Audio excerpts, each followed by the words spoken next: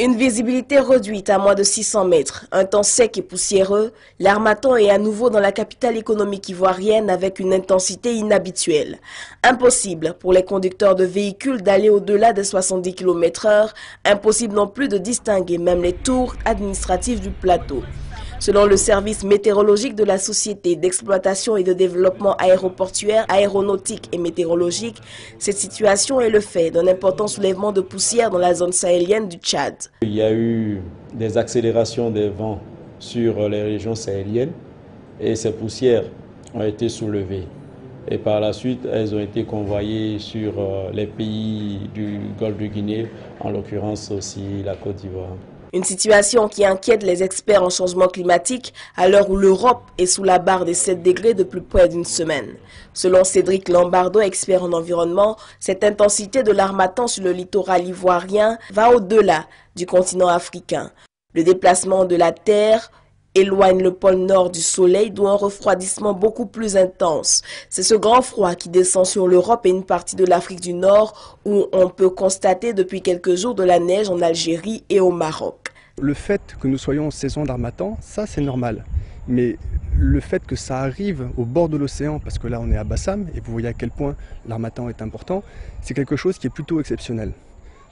Parce que la densité, le couvert forestier de la Côte d'Ivoire, normalement, est un couvert humide. Nos arbres créent de l'humidité. Et quand le courant d'air chaud arrive, avec cette humidité, normalement le sable va tomber. Donc l'Harmattan ne devrait pas dépasser Bouaké, Toumoudi. Alors que là, vous le voyez à Abidjan et à Grand Bassam. C'est ça qui est plutôt embêtant. Ce temps devrait aussi avoir un incident sur les productions vivrières et le cacao. Il n'y a pas très longtemps, à Dimbokro, dans le centre-est de la Côte d'Ivoire, certaines commerçantes se plaignaient de ce vent sec qui assèche les productions et rend difficile l'approvisionnement des marchés. Une seule chose reste à faire, planter. Les petites fleurs qui sont sur le cacaoyer vont tomber avec la chaleur et avec la sécheresse surtout que vous avez dans l'air.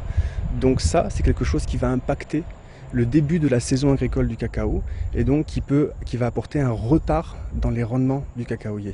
Il faut recréer cette forêt qui utilise avec elle les masses d'air chaude et humide de l'océan pour partir en direction du nord de l'Afrique de l'Ouest.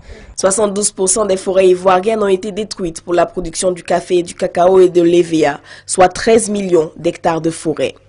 Rappelons que l'Harmattan entraîne de nombreuses maladies, notamment celles respiratoires. De bons gestes sont donc à adopter pour cette période difficile pour les personnes vulnérables que sont les enfants et les personnes âgées.